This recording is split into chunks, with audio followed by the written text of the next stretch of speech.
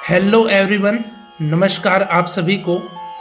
आज इस 337वें दिन के वीडियो में आप सभी का स्वागत है।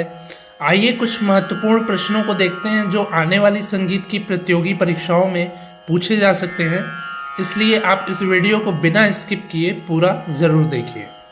तो आज का पहला प्रश्न है, धमार ताल में विभाग होते हैं। धमार ताल में विभाग होते हैं चार विभाग होते हैं धमार ताल में। धमार ताल का जो प्रयोग होता है धमार गायन शैली के साथ किया जाता है, ठीक है। और धमार गायन शैली में कृष्ण राधा जी की होली का वर्णन किया जाता है। तो धमार ताल धमार गायन शैली के साथ प्रयोग किया जाता है और इसमें विभागों की संख्या है 4। इसके बाद दूसरा प्रश्न है, प्रथम भारत रत्न से सम्मानित संगीतज्ञ है।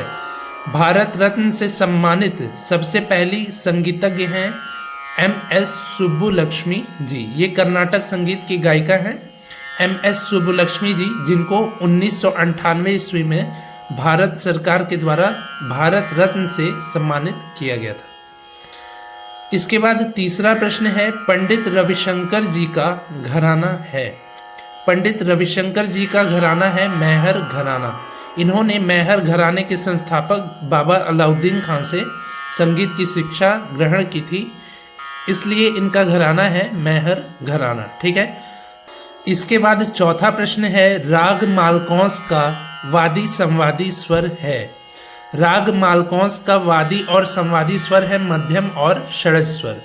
म स्वर वादी और षड्ज स्वर संवादी है राग मालकौंस का, ठीक है। पांचवा प्रश्न है, नाद की तारता निर्भर करती है। नाद की तारता निर्भर करती है आंदोलन संख्या पर या आवृत्ति पर। आवृत्ति में ही आंदोलन होता है, तो आंदोलन संख्या पर या आवृत्ति पर निर्भर करती है नाद की तारता, ठीक है। इसके बाद छठवां प्रश्न है, कौन से थाट में रे ग ध तीनों स्वर कोमल और मध्यम स्वर तीव्र होता है। तो ये थाट है तोड़ी थाट। तोड़ी थाट में ऋषभ गंधार धैवत स्वर कोमल मध्यम तीव्र होता है, ठीक है। इसके बाद सातवां प्रश्न है, थाट राग पद्धति के अंतर्गत कितने आश्रय राग हैं। थाट राग पद्धति के अंतर्गत आश्रय रागों की संख्या है 10। 10 थाट हैं तो 10 उनके आश्रय राग हैं, ठीक है, जिसमें बिलावल, कल्याण, खमाज, काफी, आसावरी, भैरव, भैरवी, मारवा, पूर्वी, तोड़ी, ये 10 थाट हैं और इनसे ही 10 रागों का जन्म हुआ है, इन्हीं के नाम वाले रागों का, ठीक है। तो उन्हें ही जन्य राग कहते हैं, उन्हें ही आश्रय राग कहते हैं। तो थाट राग पद्धति के अंतर्गत आश्रय रागों की संख्या है 10, क्योंकि 10 थाट हैं। इसके बाद आठवां प्रश्न है, राग मियाँ मल्हार का थाट है। राग मियाँ मल्हार का थाट है काफी थाट। काफी थाट से जन्मा है राग मियाँ मल्हार। 9वां प्रश्न है, प्रथम श्रुति का नाम है। प्रथम श्रुति जो है उसका नाम है तीव्रा। 22 श्रुतियां होती हैं जिनके नाम है तीव्रा, कुमोदवती, मंदा, छंदोवती, दयावती, रजनी, ऋक्तिका, रौद्री, क्रोधा, वज्रिका, प्रसारणी, प्रीति, माजनी, क्षिति, रक्ता, संदीपनी, आलापनी, मदंती, रोहिणी, रम्या, उग्रा, शोभनी, ठीक है। ये 22 श्रुतियां हैं जिसमें पहली श्रुति का नाम है तीव्रा। 10वां प्रश्न है, राग बागेश्वरी के गंधार को शुद्ध व पंचम स्वर वर्जित करने पर राग बनेगा। राग बागेश्वरी के गंधार स्वर को शुद्ध कर दें। बागेश्वरी राग में कोमल गंधार का प्रयोग होता है, तो यदि उस गंधार को शुद्ध कर दे और पंचम स्वर वर्जित कर दे तो राग बनेगा रागेश्वरी राग। बागेश्वरी से रागेश्वरी राग बन जाएगा गंधार को शुद्ध और पंचम वर्जित करने पर। 11वां प्रश्न है, नाट्य शास्त्र के रचयिता है। नाट्य शास्त्र के रचयिता हैं भरत मुनि जी। भरत मुनि जी नाट्य शास्त्र ग्रंथ जिसको पंचम वेद की संज्ञा दी गई है उसके रचयिता हैं भरत मुनि जी। इसके बाद 12वां प्रश्न है, उत्तर भारतीय संगीत में कितने थाट हैं। उत्तर भारतीय संगीत में थाटों की संख्या है 10। 10 थाट हैं उत्तर भारतीय संगीत में, और दक्षिण भारतीय संगीत में मेलों की संख्या है 72। 72 मेल हैं और 10 थाट हैं, ठीक है। 13वां प्रश्न है, भारतीय संगीत का मूल स्वर है। भारतीय संगीत का मूल स्वर है षड्ज स्वर। षड्ज स्वर यानी कि 7 स्वर जो है ये मूल स्वर है भारतीय संगीत का। कहते हैं कि यदि आप 7 स्वर को साध लेते हैं तो बाकी के जितने भी स्वर हैं आपके सध जाएंगे, ठीक है। तो इसलिए षड्ज स्वर को मुख्य स्वर कहा गया है, मूल स्वर कहा गया है भारतीय संगीत में।